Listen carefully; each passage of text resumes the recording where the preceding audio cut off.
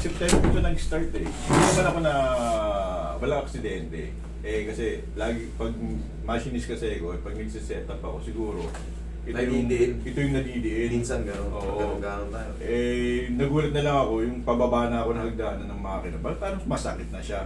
Tapos yun, tuloy-tuloy na yun. Tuloy-tuloy Tapos eh... Magmula nung September, tapos yung sakit, yung talagang sakit siya.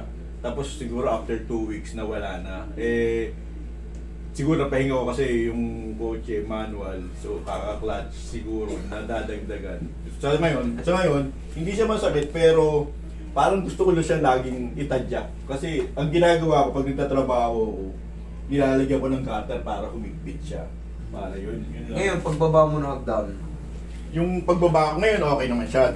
Pero dati, nung hindi ako, para akong bata, yung pa isa-isang hakbang. Kasi hindi ko kaya siyang ngayon, pag bumaba ka ng hagdan, may masakit pa o Hindi, mahina lang? mahina lang. Mahina So, lang. tolerable. Well, as in, okay naman siya. Pero talagang parang meron kung ano dito sa tuhod. May ilang ka na. Oo. Sige, higa ka dyan.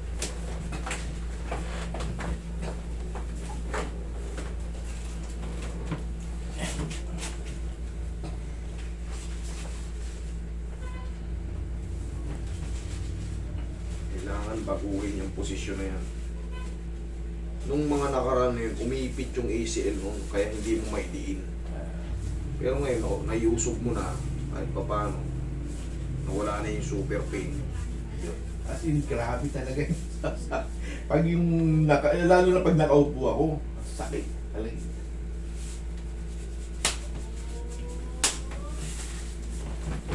May tinuro na ako niya na, yung di ba hindi kayo na-disgrasya, tinuturo ko na yun, pag hindi kayo na-disgrasya, alam yung pag maling kilos lang, pag tayo nyo lang, o pagkapihit nyo lang ng konti, hindi kayo na-disgrasya sa basketball, tigasan nyo lang yan, o Ayun, yun, napanood na ko ngayon. Minsan ginagawa ko Ganun yun. lang. Yung titigasan tapos isisi. Oo, wag mo lang lalambutan doon kasi hindi sa tuhod tatama yun. Pag lupay pa ito, dito tatama sa ankle joint. Kailangan tigasan mo pataas para dito tumama. Napanood nga yun. Yan ang yan. Kasi safe yun. Maniwala kayo, hindi mapuputol yung paa nyo. Kahit ganun nyo yan eh. Para nga maalog siya, mawala yung sakit. Kasi may biglaan tayong kilos minsan pag may buhat-buhat tayo, tutwist natin yung tuhod natin, lilipat tayo gano'n. Parang may umusog ah.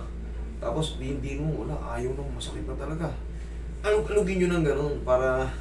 Tingin ko parang iba nga yung tuhod, tingin ko lang siguro sa yung kaliwang tuhod nga, parang iba yung forma, parang sa...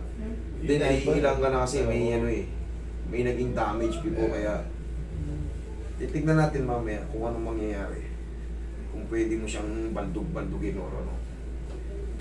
Naramdaman mo may lumagutok sa loob. Yun. Yun yung magbabago ng ano. Pengi pa konti rin. Para dito sa mga muscle sa ibaba.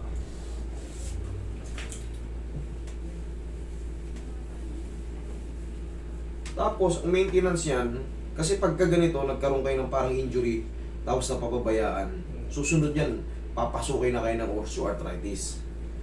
Oo, makakadagdag yan. Haplusin nyo na ng ano yan.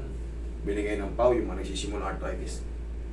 Tapos lambing nyo na ng ganun, sipa nyo lang. Yung, sabi nga nung mga kasama ko, arthritis na yan. Sabi ko, ba't biglaan naman? Kasi sabi ko, ba't bigla na lang hindi naman... Papasok na rin kasi yun. Siyempre, sila, wala silang alam sa ganitong nilalakaran ko.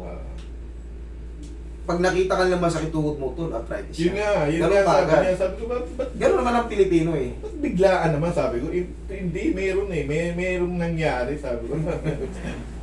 Pero pag gano'n, sipa nyo lang yan. Relax mo lang, sir.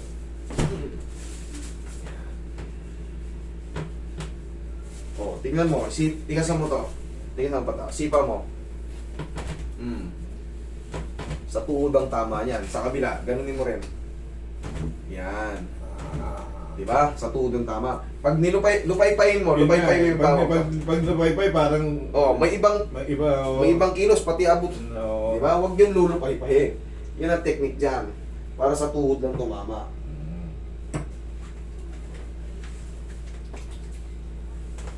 Wala sa mga ibang yan.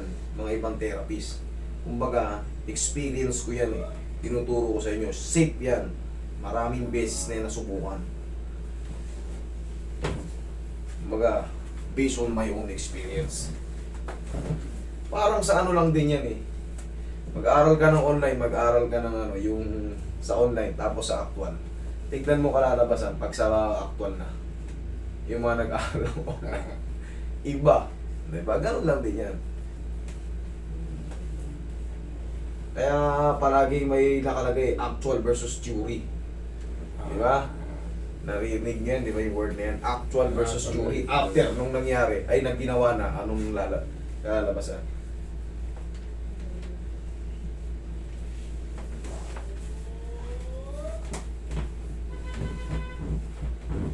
O, sige nga sir, testing mo, maglakad ka. Testing mo kung naiilang ka ba, o umupo ka, o ano.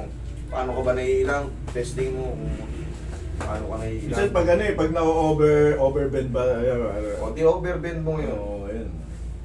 Sige, overbend mo. Squat ah. Hirap pa kayo. Squat lalo, pag i-squat ako. Iipit yung sa gitna eh. Oo. May tinatawag tayong ACL at TCL dyan. Pag kinupress mo ng gano'n, ay Yun. ito masakit yun. Kaya, Ito yung anatomy ng knee. Ayan yung mga naiipit sa gitna, yung ACL, PCL, yung nakakross na yan. Siyempre, pag umusog yan konti, pag gano'n mo, umusog, naramdaman mo, parang may bago na sa ano mo.